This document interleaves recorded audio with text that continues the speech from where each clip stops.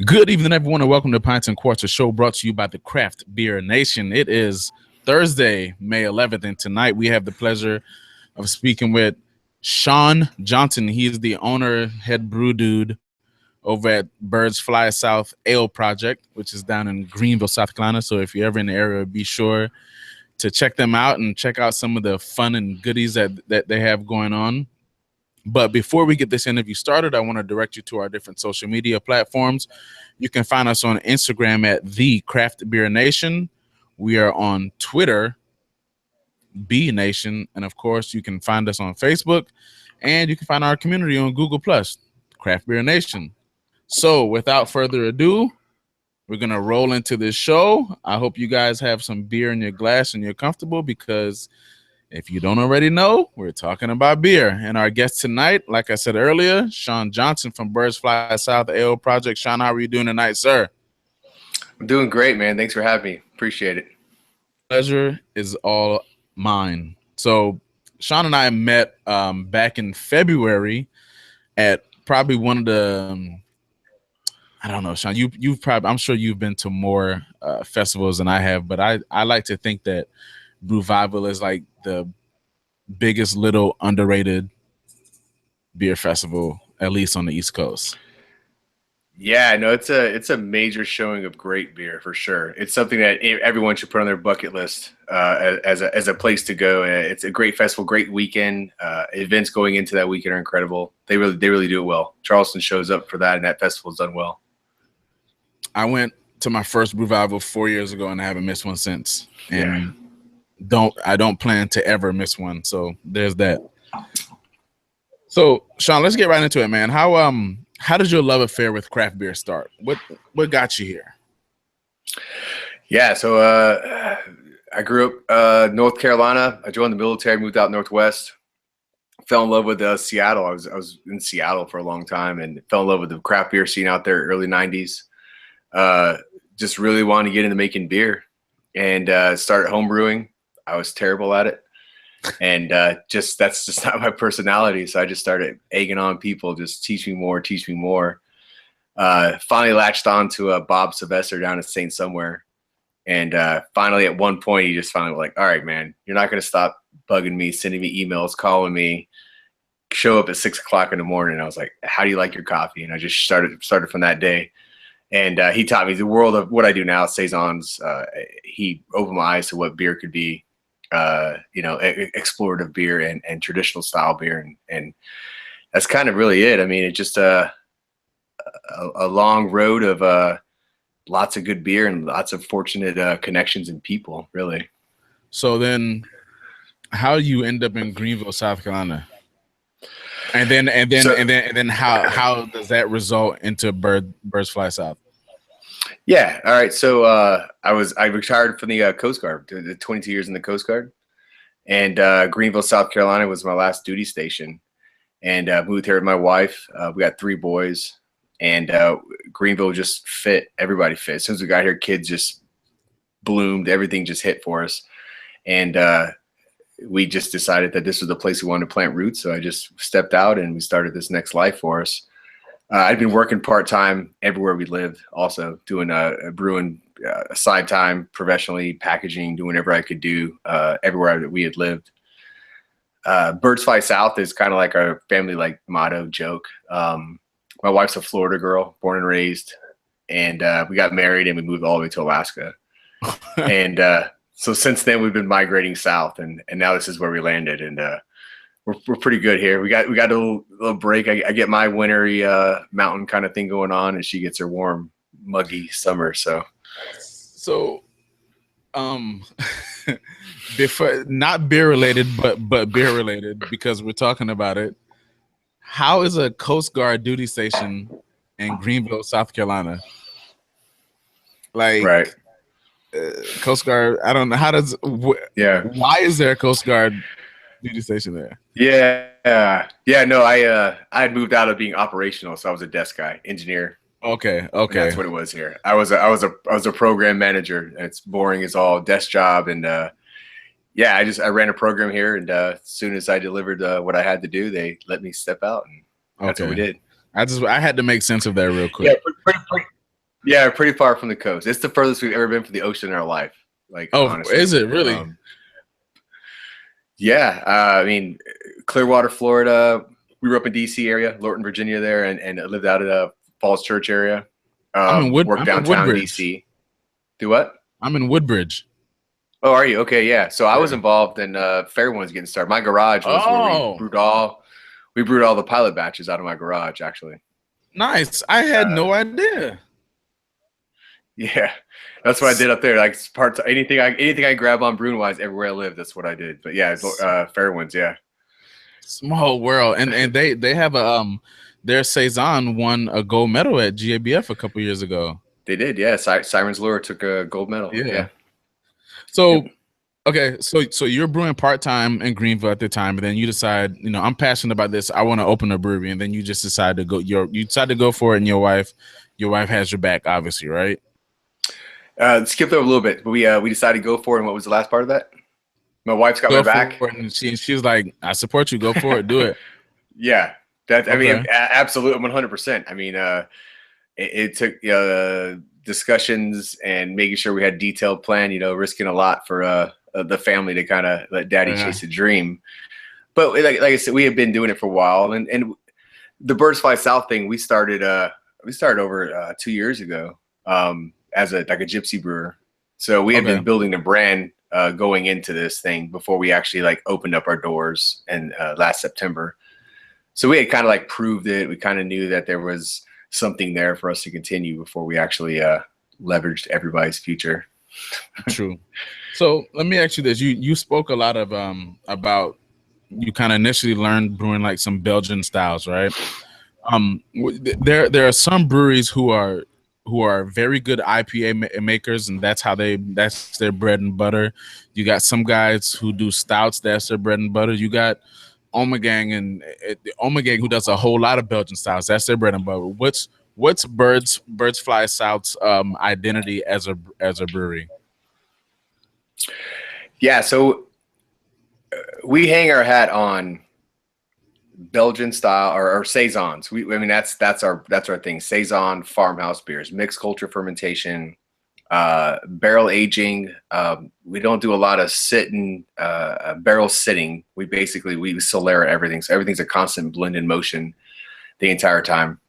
Very labor intensive, but we find we get the best flavors out of it. So we're a continuous blending project. And then I would say the second thing that Birds Fly South is we just have a lot of fun. We tell ourselves, have another guy, Whit, who brews with me, and the rest of the crew, everybody from the bar staff through. Don't be afraid. We're not afraid to push ourselves as individuals, as brewers, anything. So chase it. If you want it, we really want to try to do a New England IPA. Let's go for it. I've never brewed them until recently, and it's actually a pretty fun process. Fall in love with the process and just don't be afraid of pushing it. And that's what we continue to do on our stouts all the way through our wee heavies that we just re-fermented with Shiraz wine and things like that. Just chasing and pushing ourselves further. But if you were to say what Birds Fly South is, what can you expect? It's sours and fun and funk. We're a funk brewery first. And when I say funk, we're barrel funk, we're wild yeast funk first is kind of where we are. So you mentioned that you guys use the Solera method, and there's a lot of blending going on. When you're brewing, when that's your thing, right? What's more is one part of the process any more important than the other? And I say that is brewing any more important than blending, or is blending the key to making a really good sour beer that tastes the exact way that you want it to taste? Is it brewing or blending? What's more important? Yeah, that's a great question. I would say first easy answer would be blending, because that's where everything comes together, right? So at the beginning, all we ever do is we just make sugar water and hope it comes out with great flavor. That's all we do as a brewery. And then we hope that we put together it on a consistent basis, that we create styles and flavors that people are going to recognize and enjoy continuously and year round. is another part of that. But that's also taken away from the artistry that is developing grist and developing the medium that the yeast is going to have. That's very important as well, to make sure that the end product a year later, when you actually are using that barrel aged product, that it actually comes out the way you want it to. If you don't present it right, then the yeast are just going to do their own thing, and you can't. There's no control. Right. So they're. I mean, I would lean probably like a 60-40 on the blending side, but it's pretty close. Is it when you're doing that, when you're using that method, is it difficult to reproduce a beer? I mean, I know, not brewing sours, you're gonna have a little bit of variations in the alpha acids within a certain hop or whatever. But if you're blending like 3 or 4 different beers to make one, that's kind of hard to replicate the second time you brew that beer, right? Yeah, and so part of me goes traditional, and I say that that's kind of the joy of original beer, right? So original beer was cyclical in nature. It was seasonal. It changed. It evolved throughout the year, over time. Water, things like that. That nowadays in our culture we have control over these things, or the water is presented to us at a consistent rate. Those kinds of things. But historically, I mean, the water table changed monthly, daily, weekly, seasonally on a continual basis. So it's kind of neat to actually say, like, what, this is, it's still beer, and it's allowed to evolve and change. And it's kind of neat if you enjoy like brand new eyes or whatever in the springtime, and you may not like it in the wintertime because the flavors are a little less minerally, or they may be something different. And that's kind of that traditional idea. In terms of like American brewing and building consistency, absolutely. If it wasn't for the Solera thing, where we actually are continually moving old and new throughout the whole process, we wouldn't have consistency. It would be very, very tough to have solid product every time. But because of the constant blending, every single batch, every other week, every 3 weeks, everything that happens, we actually are able to make a fairly consistent product when we're talking about dealing with 8, 9 different yeasts that are involved in it. So how big is your brew house? So brew house is a 10-barrel brew house, and we Okay. run we have 6 tanks. We run 3 open tanks that are about 12 barrels each, and that's all our farmhouse beers are all done open. Wine fermenters, dish bottoms, open. And then we have 3 conicals that we run for IPAs, experimentals. We have 1 all Brett tank that we run. And then as far as fermentation goes, it goes on from there. We have 4 fooders now. 2 more showing up in about a month, and a few more showing up later this year for our bulk blending product. And then we're up to 85 smaller barrels, about 24 or so punch-ins. We're getting ready to kind of get rolling again. So we have a lot of beer and fermentation. What so that said, I mean, that impacts the price of the beer, right? Because you got barrels and stuff that you got to use. You make this beer, and it's taking up real estate in the brewery. Do you find that more people are okay? This year at Brewvival, I saw more sours than I'd ever seen at Brewvival. There were a lot of sours there, and I'm not complaining because I like sour beer. Do you think that it's about more people appreciating the craft that goes into a sour beer?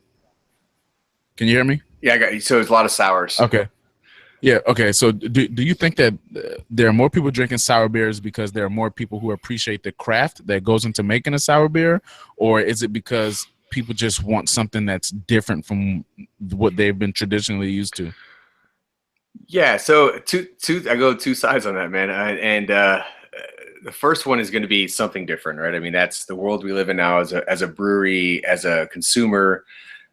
That's it. It's about the new. It's about the now. It's about the new release on a continual basis. We get in our tasting room as well. If we're not putting out a new beer, we put out 1 to 2 beers a week that are new. And if we aren't staying at that clip, I don't know what would happen. It's something that draws people. You have to keep the rotational thing, and people are seeking that new. But I also feel like the sour thing is actually a bridge. So a lot of wine drinkers are finding that sour is their way in. It used to be a joke that I used to say, me and Bob would talk about, we used to say the ABCs of drinking beer, and it was Anheuser-Busch was the A, B was bitter, C was Chimay. So when people got to the C, they had that like elevated palate, right? That's what we're looking for when we make our beers.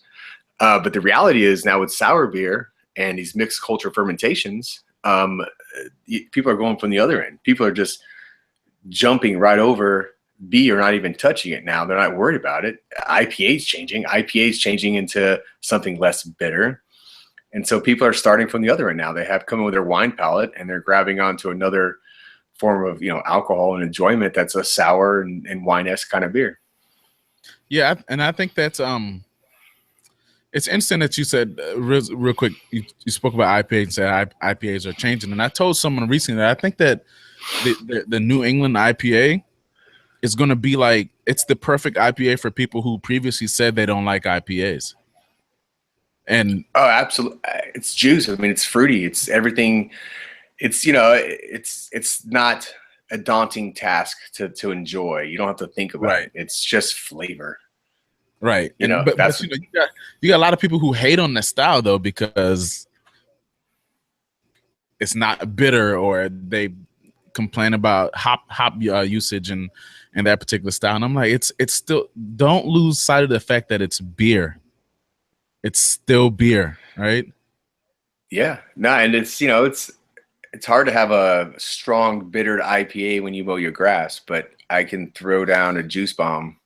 Right. Just like I could my Pilsner or Kolsch or whatever I choose to have before, Exactly. I mean, I'm on the fence with the style. Like we've made a few and we enjoy it, and they're fun process wise, but I mean, it's one of those purist things. Like that's just not the way beer's supposed to look. So it's kind of difficult. Like it's always a fault as a brewer to see a beer that way. But I'm turning 41 here in a week. So as the young kids are teaching me, it's okay to change what I think. So, but that's the thing about American craft beer though. It's always been kind of like, damn the rules, right? That's the American way. You make rules, we break your rules and do it our own way and make it better. Yeah, I mean, it's a very good point. I mean, we toured that idea of making farmhouse lagers and playing with that kind of concept or idea. Like, why can't we go funky with the lagers now and do things like that? Why not? Why not? What do you have to lose? You make a bad batch? Then do something different after that. You know what I mean? I think we're all about pushing the boundaries. Say that again. I'm sorry. Skipped a little bit. We're all about you told your team, don't be afraid to push the boundaries. So, why not? Let's do it. You know what I mean? Yeah, same with hopping rates on New England IPAs. Like, don't be afraid. Yeah. just throw them in there. It's all right. So, Shawn, let me ask you this, man. So this week in the news, well, I guess this broke last week. Wicked Weed sold to Anheuser-Busch. Was that this week or last week? It was last week. I think it was last Wednesday or so. I'm gonna assume that you're probably friends with the guys at Wicked Weed because you're both in the South, not that far from each other, and brew a very similar style of beer. So I won't ask you about your thoughts on Wicked Weed selling out per se, but what are your thoughts on? And I don't even know if calling it a sellout is the right term, but I'm gonna use that for lack of a better expression. What do you think about InBev's encroachment on the craft industry? Yeah, so it's frightening. It's it's a polarizing topic. By far, as a business owner, you understand the decisions that people make. It's just kind of honestly, it's disheartening. Just who they chose to go and work with. Let's put it that way. As far as AB InBev, I put a post there on my personal Facebook page. It's war. I mean, between they just announcing this whole South African hop thing where they're going to start holding on to hop crops. I was talking with a grain guy today, actually trying to get our grain. He wants to take over our grain buys or whatever. Was telling me about Sab Miller had the opportunity to buy a grain malter in Europe, but decided to pass on it, and the Heineken family took it over. I mean, it's war. So war tactics. I mean, they're looking at taking over commodities and resources. So you can't have the ability to supply. They're purchasing strategic locations. So you got people, Northwest, they got brew pubs downtown and facilities. They got places in California now. They take wicked weed in the Southeast.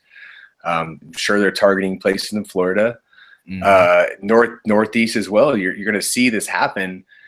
And what it allows them to do is just, I mean, they can make mini epicenters to proliferate their portfolio and smother and pinch the pricing to a point that the locals, if you're not a solid neighborhood pub first and a brewery second, is kind of where you have to be trimming your business model to. Yeah. And then, I mean, that's it. Then they're going to control the market. It's just scary. It's going to be scary in a couple more years. Especially if you're looking to grow rapidly right now. I think everyone needs to just kind of bunker down and kind of make sure their brands are solidly rooted and established, and kind of wait for the shakedown to happen. So, and that's the thing that I think, we always talk about how there's talk about the craft beer bubble. There's 5,300 breweries in America right now. You think there's a bubble? Well, there's like 8,000 wineries in the country, but nobody talks about a wine bubble. And the reason why I think that bubble talk is bullshit is because there are so many different models of breweries that can work. I mean, you may want to be a Sierra Nevada, Sam Adams, New Belgium type brewery, right? Or you may be content being a smaller regional brewery, or you might just want to be somebody who serves your town. Do you think that the concept of the craft beer bubble exists, or do you think that there's still room for everybody to eat? So I think the bubble exists only if people maintain archaic design. So what I mean by that is if people are continuing to grow or process beer and sell beer in a model that's 20 years old, then that feeds into that bubble.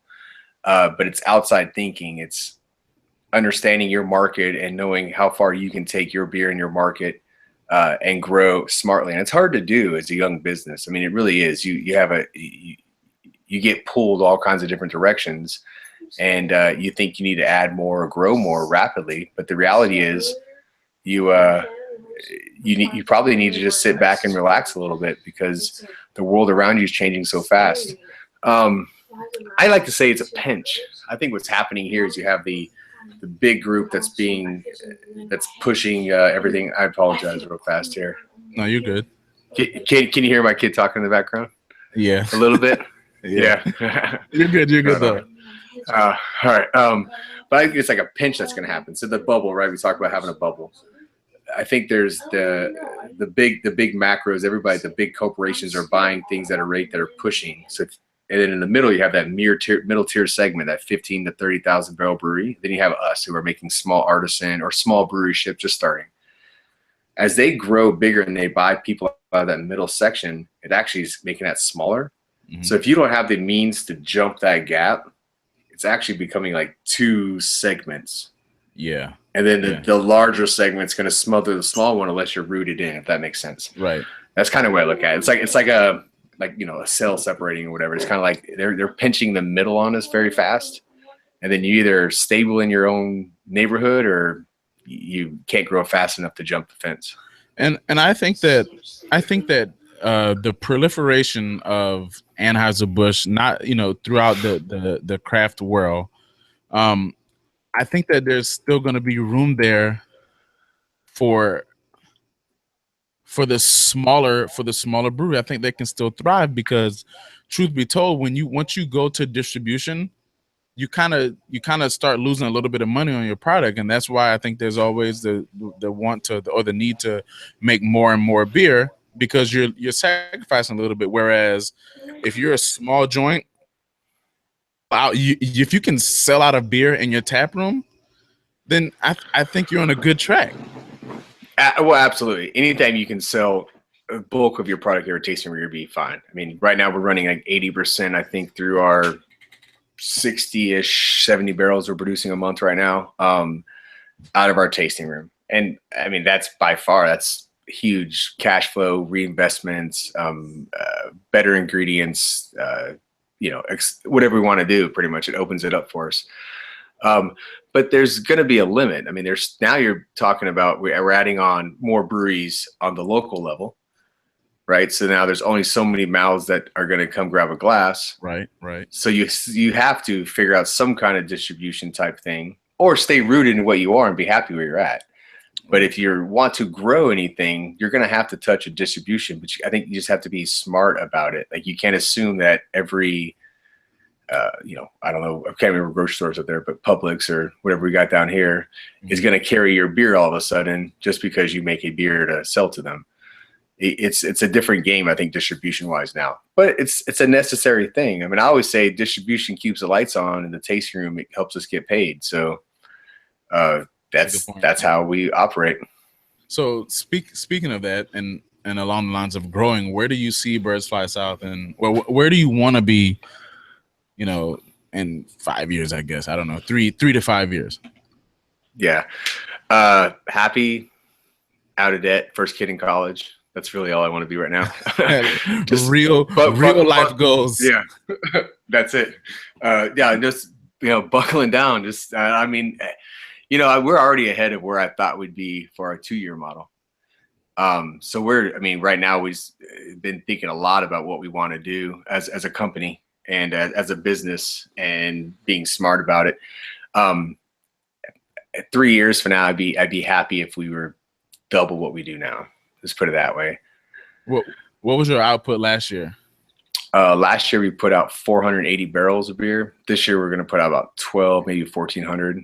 Okay, that's and then it's more than 100% growth. Yeah, it's not bad right now. South Carolina's, it's solid market, and it's Greenville area. We're just getting started. We got some well-established breweries that have been up here, and I think we're just seeing what Greenville is ready to take on, I think. And Greenville is a super dope city. Like that whole. Go ahead. No, I was just nodding. Yep. Oh. That whole section. This right here, ladies and gentlemen, Gil Mello is joining us tonight. Gil is one of the normal co-hosts for Pints and Quarts. Gil's been on a little bit of a hiatus, but he's here tonight. What's up, man? I'm doing pretty good. What about yourself? Playing. So Gil, Shawn, Gil. Yeah. Hey, how are you doing, man? Good, Gil. Nice to meet you, man. Hi. Nice to meet you. So, Shawn, is there anyone else in Greenville making sour beers and farmhouse styles, saisons and farmhouses and stuff like that? Yeah, so we have a brewery not in Greenville. It's about close to an hour, 45 minutes away. It's in the upper state of South Carolina, called Carolina Barnhouse. Yeah. Smaller. Yeah, doing really good sour stuff. We do have breweries here in the local area, Thomas Creek, Quest Brewing, who have put out sour beers and are building barrel programs right now. I would say that committed breweries into the style would be, right now, and I hope I'm not forgetting anybody, but it would be us and Carolina Barnhouse that are committed to the farmhouse world for sure. Nice. Very nice. So before we wrap up, are you guys going to be pouring at any festivals coming up here shortly? Are you going to happen to be attending Savor this year by any chance? Pouring or as an attendee? No, so we're not doing Savor this year. We are getting ready to put a little bit of beer on the Georgia. And with that, we're fingers crossed right now looking at being involved in the Shelton Fest that's going to be in Atlanta. Looks like that's potentially going to happen for us. And then it goes into fall for us, which we begin traveling again, heading out Midwest, Southeast brewers out there as well. They're doing a festival out there. There's a great little brewery out there in the Kansas City area called Crane Brewing. They're putting on their second annual festival out there, so we'll be heading out that way as well. Yeah, that's really it. Well, dope. I was hoping that you were gonna say that you were gonna be attending Savor this year, just maybe as an attendee. But yeah, we talked about it. We put in for it, but we didn't get the cut. But you can still come and just attend it and drink some beer and eat some food, man.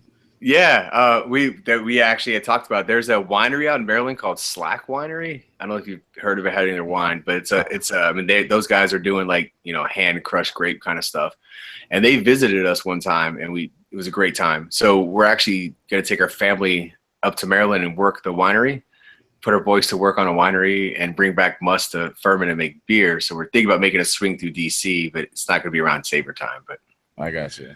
Well, yeah, they're not very far from Baltimore. They're was that Ridge? I think that's where they are. yeah, yep, absolutely. I think I drove by a couple of times there, winery. Yeah, it's gonna be pretty fun little experience, I think, to go out there and actually produce wine. I mean, saison's so tied into wine, culturally, regionally, everything. So it's gonna be pretty fun. And I'm jealous now because I'm not gonna be there to find out what you guys are gonna do with that grape must and your and the ensuing beer. Well, I told you I owe you beer. I mean, you guys didn't get any of the beer that I'm drinking right now. I apologize, So but we have a beer on right now. It's New England IPA, Holocaust Blanc Galaxy, and re-ferment it with Pinot Grigio wine juice, basically grape juice. Is how we did that one. So I'll have to send that one up to you. I'm drinking a Trillium beer. Well, I was drinking Trillium beer. It was double IPA brewed with Pinot Gris. So yeah, we did our GoFundMe a while ago, and one of the guys that put into it, he put in to like brew this one day, and it's his first son, and his name is Brady. So we brewed Bradylicious, and that's the beer that's tapped right now. And that's what he wanted. It was when he had that beer, he's like, "This is what I want to make," and I was like, "Man, we'll try my best, dude." But all right, so we try to put it together and brew it. But. Very nice. Well, Shawn, man, thank you so much. I try to come to Columbia like twice a year, but now I may have to try to make that drive up to Greenville next time I'm in Columbia to come check you guys out. I'm definitely interested in tasting some of your beer. I got one of my guys who lives in Columbia. He comes visit you guys quite a little bit, but I can't wait to see where you guys are gonna go. You're repping South Carolina well, and I wish you nothing but the best of luck, man. Well, I appreciate it, man. Appreciate what you guys do as well for getting us on scene, and everybody you bring on for interviews and talks. It goes a long way for everybody, and it's good. Education is key for everything, So I appreciate it. We're just trying to have a little bit of fun with it, man. And that's the goal, right? Just have fun. Don't be afraid. Just have fun. Well, once again, Shawn, thank you so much. Ladies and gentlemen, thank you for watching. We actually don't have a guest scheduled for next week, but I don't know. We may be able to try to pull some strings to get somebody else on. We'll see. So just stay tuned. Like I said, follow us on Twitter at CraftBNation, Instagram at The Craft Beer Nation, and we are on Facebook and Google Plus and all that other stuff. So follow us and find out what's going to be going on next. So until next time, ladies and gentlemen, remember to find some great friends, find some great beer, and mind those P's and Q's. Cheers. Cheers.